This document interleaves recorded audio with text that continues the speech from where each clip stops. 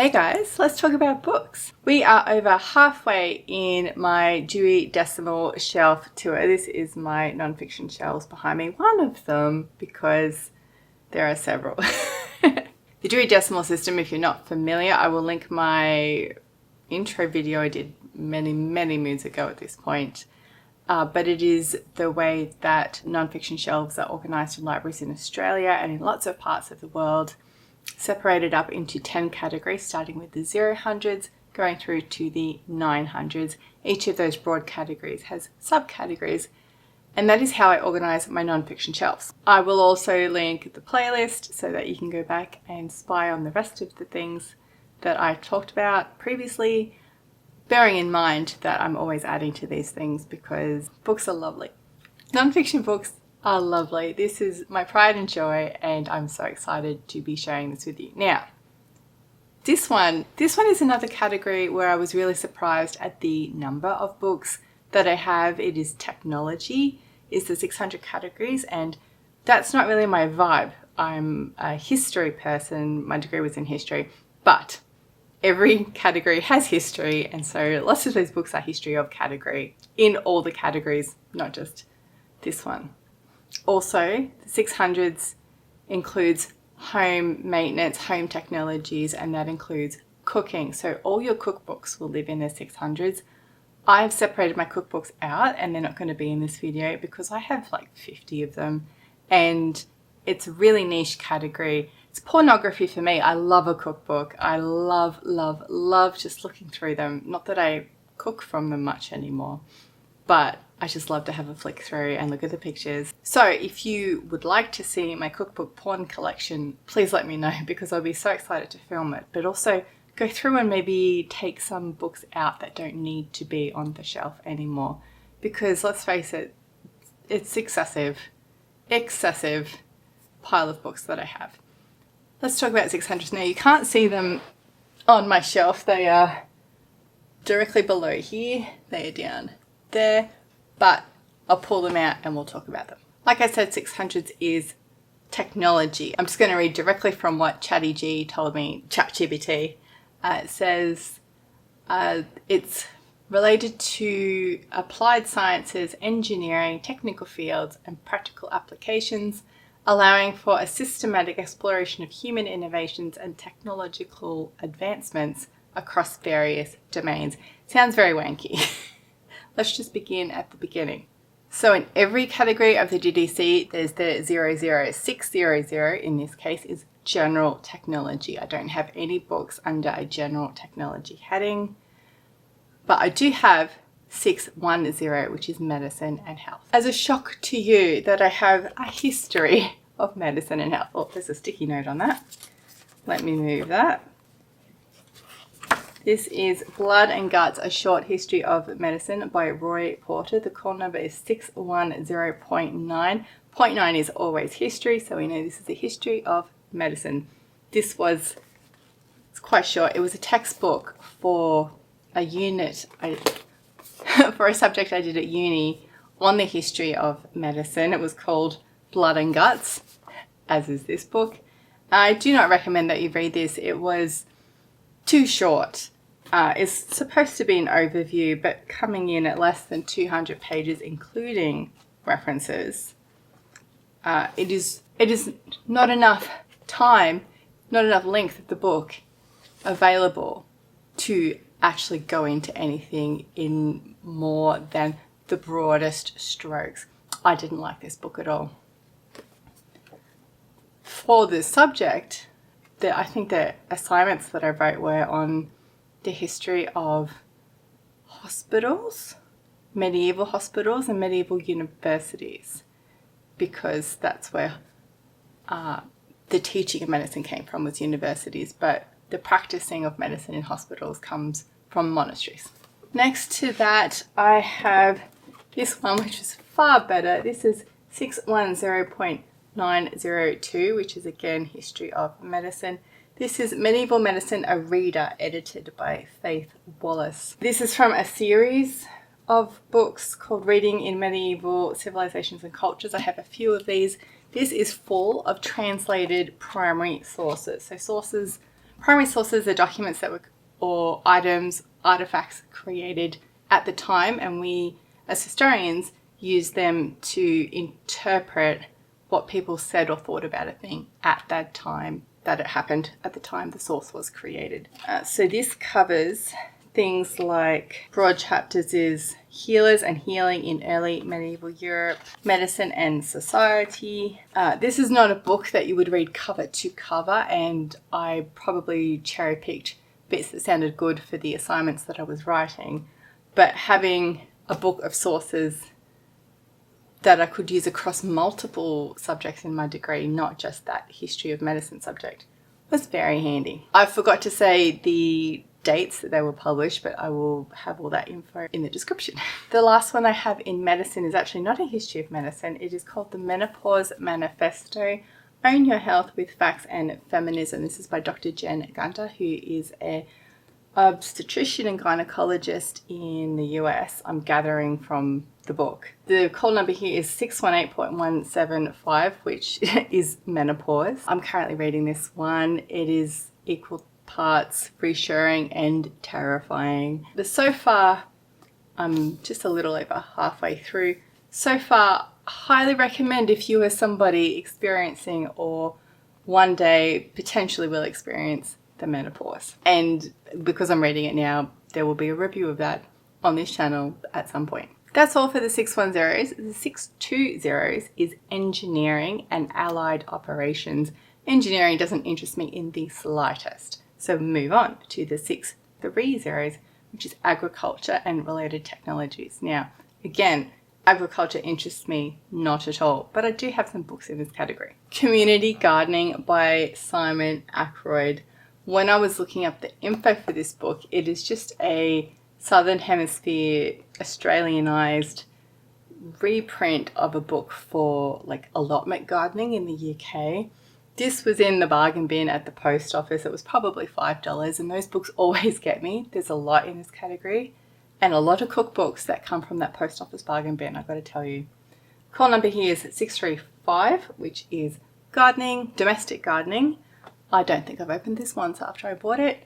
I'm not interested in gardening at all. I did go through a stage when my child was small, and it is not the one for me. I would rather buy vegetables at the supermarket. It does say on the back though, how to prepare your garden plot, how to grow fruits and vegetables, how to cultivate from seed, projects to inspire your garden, all those things that I imagine would be interesting to people who want to grow things. Next up, and this is gardening as well, this is Philosophy in the Garden by Damon Young, who is an Australian philosopher. The call number here is 635.01, which is gardening as practice.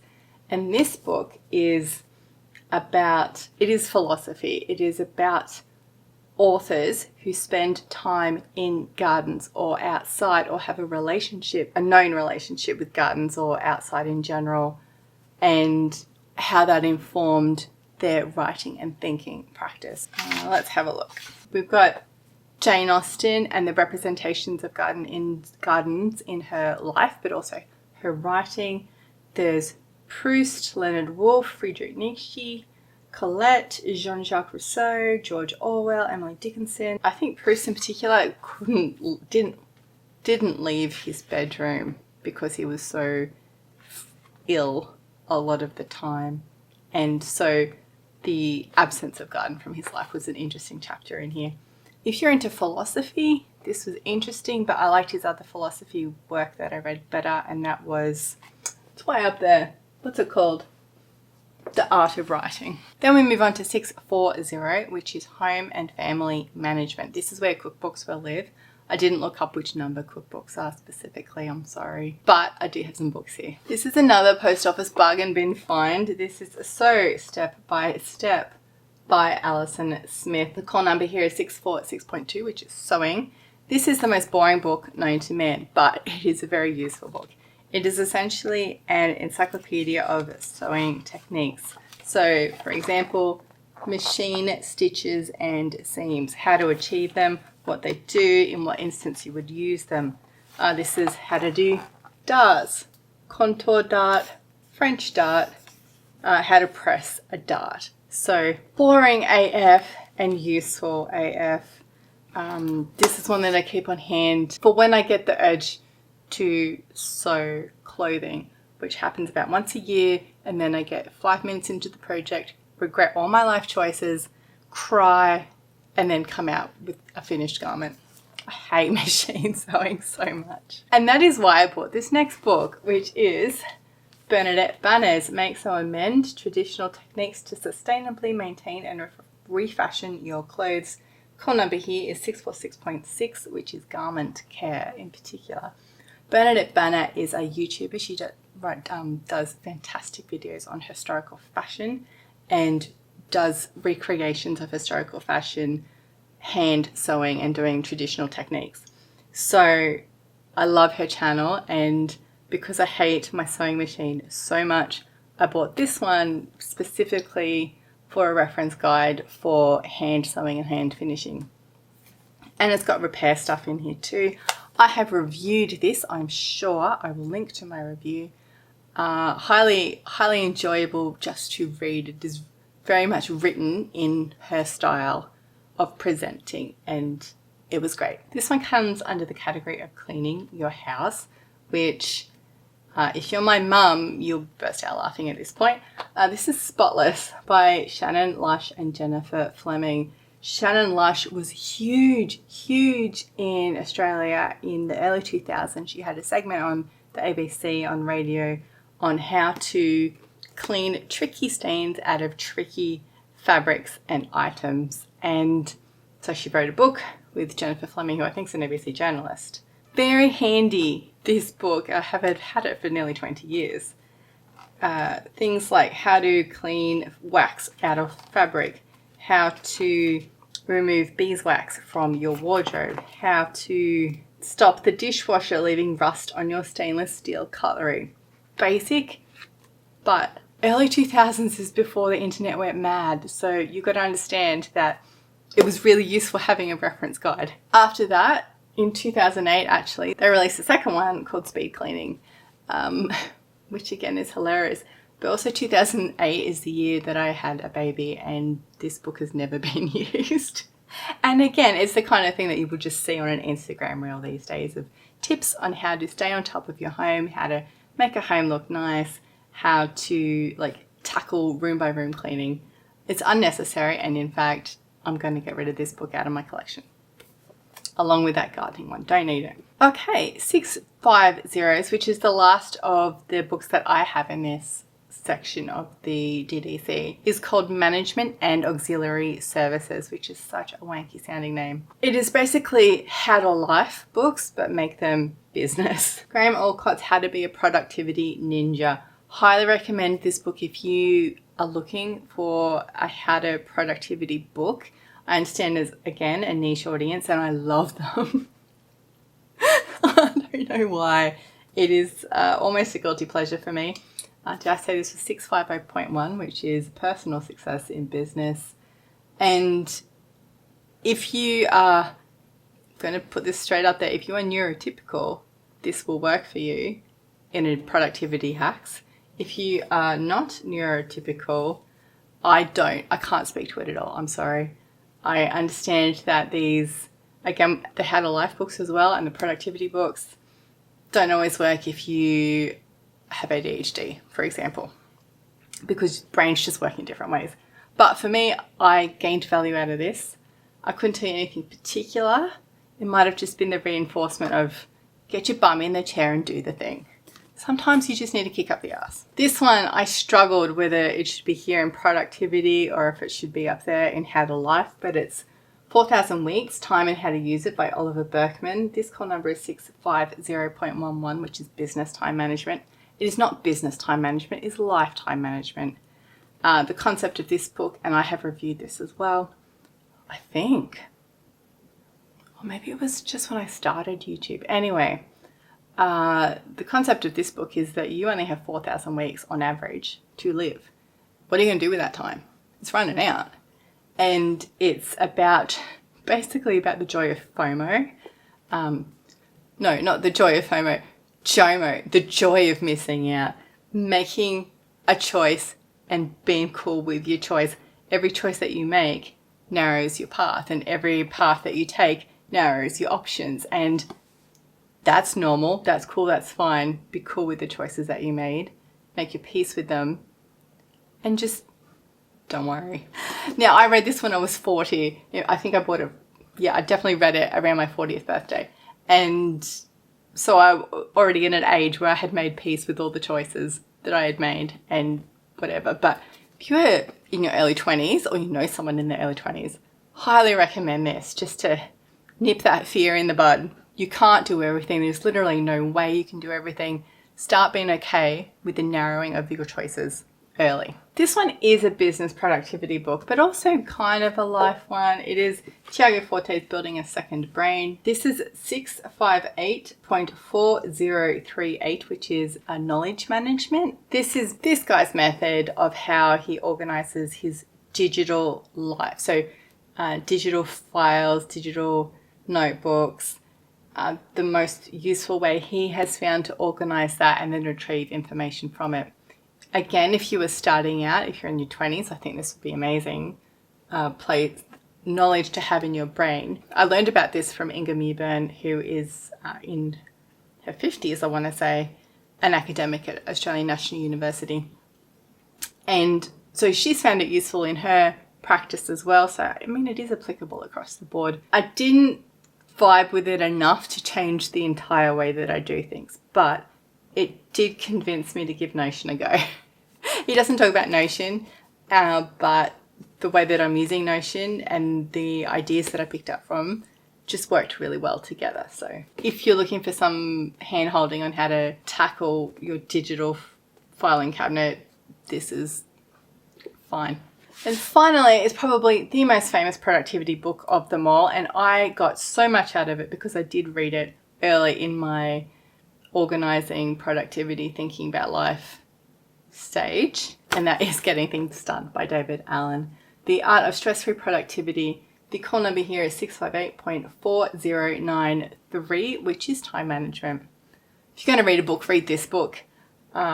Lots of the ideas in here, like this is a classic for a reason. It was first published in 2001. Basic thing that I picked up from this book, it was a couple of things actually. The first one was, if you have a task and it takes less than 2 minutes or 5 minutes or something like that, it is faster to do the task right now than to put it in your to-do list and then wait for a time for it to come up and then you get back in the flow of doing the thing and then writing the email, when you could just respond right now and get it done. That changed the way I do things. It helped with the fear of having to make the phone call. Like, why don't put it off, just do it now while you're thinking of it, while it's immediate, just get it done and then it's done. Which, when I worked in a big corporation and I would be the person who call you on the phone instead of sending you an email about a thing because I just needed the answer right then, it would take 1 minute.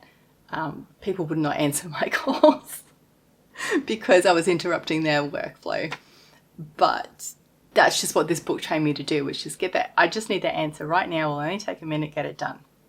The second thing this book taught me was to have an in tray, and that is on my desk, which is where you're sitting, on my desk, have some in trays. The top one, I'm looking at it right now, the top one is stuff that just gets piled on there. So like a letter comes in or something that needs some action comes in, a bill, that all goes on the top filing thing. And then there's a second level where I have dealt with that thing and now it's waiting to be filed or thrown away.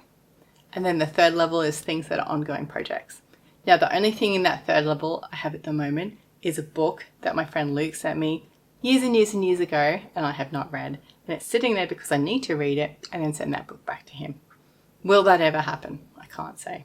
He's probably forgotten that this interaction between us ever existed. I still use that system even though I don't spend a lot of time at this desk anymore because I have to go outside to work these days. That's a really useful system, and I know that if the thing that I'm looking for is not in my filing, it's because I haven't filed it yet and it will be in that pile. So that's a really useful thing too.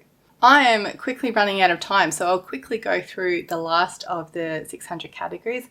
There is 660, which is chemical technology, such as like chemical engineering sort of things. 670 is manufacturing, industrial technologies, production technique. 680 is manufacture for a specific purpose. So that's like specific industries and consumer goods and that sort of thing. And 690 is building, so architecture, construction principles, building technologies. Bleh, sounds terrible. So that's my 600 shelves, excluding the cookbooks. Let me know if you would like to see a cookbook video. I might even cook something. That would be wild. Especially wild for a book channel, right? Thanks for hanging out with me, and I will see you in the next one.